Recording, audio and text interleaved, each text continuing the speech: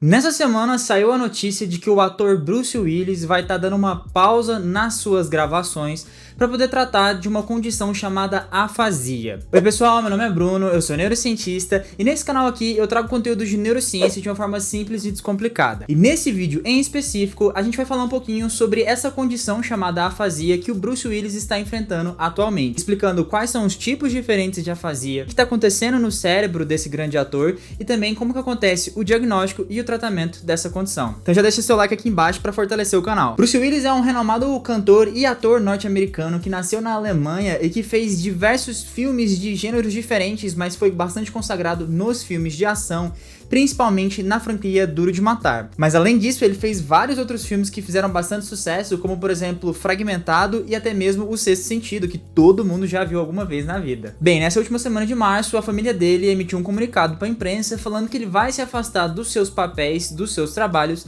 para poder tentar fazer um tratamento para sua condição chamada afasia. Mas afinal, o que é afasia? A palavra afasia deriva do grego, onde você tem o prefixo a de negação e o seu sufixo de fasia, que significa falar. Então é um distúrbio caracterizado como um prejuízo nas áreas responsáveis pelo processamento de linguagem, onde em geral os pacientes vão ter algum tipo de dificuldade, seja para falar e formar palavras ou também para compreender as frases e as sentenças que a gente diz. Além disso, eles também podem ter dificuldades de entender a linguagem escrita, ou seja, não conseguirem escrever e nem mesmo entender o que eles estão conseguindo ler. Um dos melhores livros que eu já li, que traz alguns casos interessantes sobre a afasia, é o livro chamado O Homem que Confundiu Sua Mulher com um Chapéu, onde o Oliver Sacks consegue trazer não somente as questões neurológicas que estão relacionadas com o desenvolvimento dessas afasias, mas também as alterações psicológicas que esses pacientes sofrem por conta dessa doença, né, desse problema chamado afasia. Eu recomendo muito que vocês adquiram esse livro e caso vocês queiram comprar, eu vou deixar um link na descrição aqui onde vocês podem realizar a compra desse livro pela Amazon. As afasias normalmente ocorrem após lesões cerebrais, que podem ser em decorrência, por exemplo, de um AVC,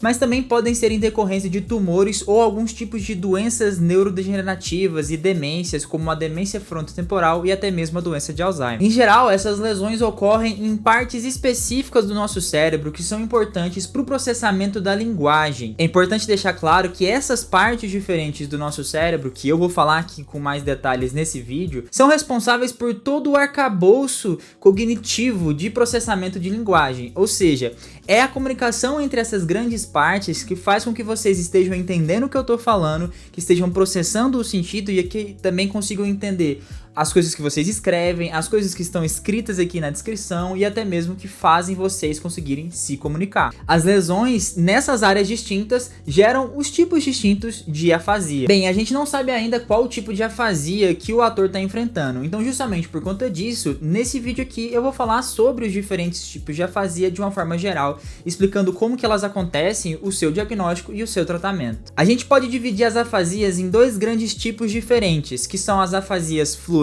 e as afasias não fluentes. Vamos falar primeiro agora das afasias fluentes. Como o próprio nome fala, as afasias fluentes são aquelas caracterizadas pelos pacientes que até conseguem desenvolver de forma legal a fala, mas que na verdade acabam não conseguindo falar coisas que sejam coerentes, ou seja, a sintaxe e a gramática deles é prejudicada. Eles acham que estão falando alguma coisa, alguma frase em específica, mas na verdade eles estão falando frases desconexas e que obviamente são percebidas como fora de contexto pelas outras pessoas. Esse tipo de afasia também é conhecida como afasia de Wernicke, justamente porque é essa área do cérebro, a área de Wernicke, que é afetada por essa afasia. As pessoas que possuem a afasia de Wernicke têm uma lesão cerebral que vai fazer com que haja ou a morte neuronal ou a degeneração dos neurônios que estão ali naquela área de Wernicke, uma área localizada no giro temporal superior. Em geral, na grande maioria das pessoas, essa área de Wernicke fica no hemisfério direito e é bastante importante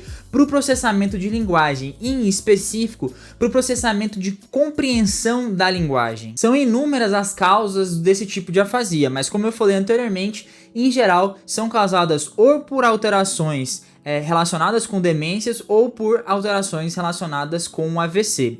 Nesse caso em específico da afasia de Wernicke, a grande maioria dos pacientes acabam tendo, na verdade, AVCs mesmo. Esse AVC diminui drasticamente a quantidade de sangue para aquela área em específica, que por sua vez vai gerar a morte neuronal e a degeneração dos neurônios que ficam nessa área, prejudicando a linguagem dos pacientes que sofreram isso. Os principais sintomas, em geral, são observados pela família, uma vez que o paciente começa a não conseguir falar coisas com coisa, não consegue de fato se expressar. Então ele acaba, por exemplo, falando uma frase totalmente sem sentido e ele queria dizer outra frase e ele não percebe que não tá falando essa frase porque ele não tá tendo a compreensão adequada da fala. Já as afasias não fluentes, como o próprio nome diz, são aquelas caracterizadas por pessoas que têm distúrbio da linguagem, mas que elas não conseguem de fato expressar essa linguagem. Elas possuem alterações na área de Broca, que é uma área muito importante para a produção da linguagem, ou seja, é uma área do nosso cérebro que é responsável pela coordenação motora da organização para você conseguir falar. Essa área fica localizada no giro frontal inferior e é muito importante para eu conseguir falar aqui, por exemplo. Toda vez que eu estou começando a falar, eu preciso não somente articular o que eu quero dizer, o sentido do que eu quero dizer, mas eu também preciso movimentar vários músculos. E é justamente a comunicação da área de Broca com a área de Wernicke que consegue fazer isso. A característica clássica das pessoas que têm esse tipo de afasia de Broca é justamente um discurso um pouco empobrecido. Elas não conseguem utilizar verbos e conectivos. Então se elas querem dizer, por exemplo, que assistiram um programa muito bom na televisão na noite passada, elas vão falar apenas programa bom noite.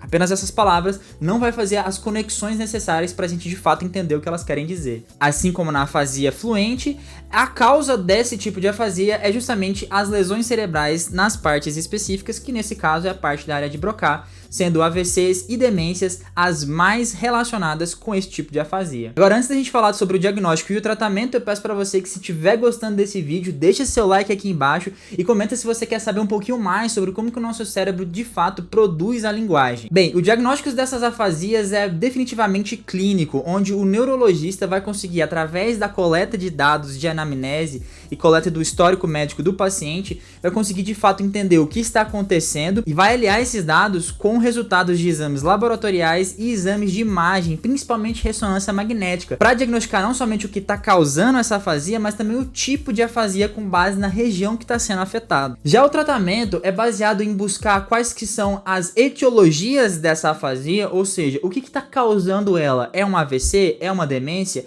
e buscar tratar essas doenças de base, auxiliado com a terapia de reabilitação. Em geral, é realizada pelos profissionais fonoaudiólogos e fisioterapeutas. Em geral, esses profissionais vão procurar produzir diversos tipos diferentes de treinamentos e terapias que vão conseguir tentar aumentar, pelo menos um pouco, a neuroplasticidade daquela área ali e fazer com que a pessoa tente ganhar pelo menos um pouco mais de autonomia, de melhoria de qualidade de vida para conseguir voltar a se comunicar de uma forma mais eficiente.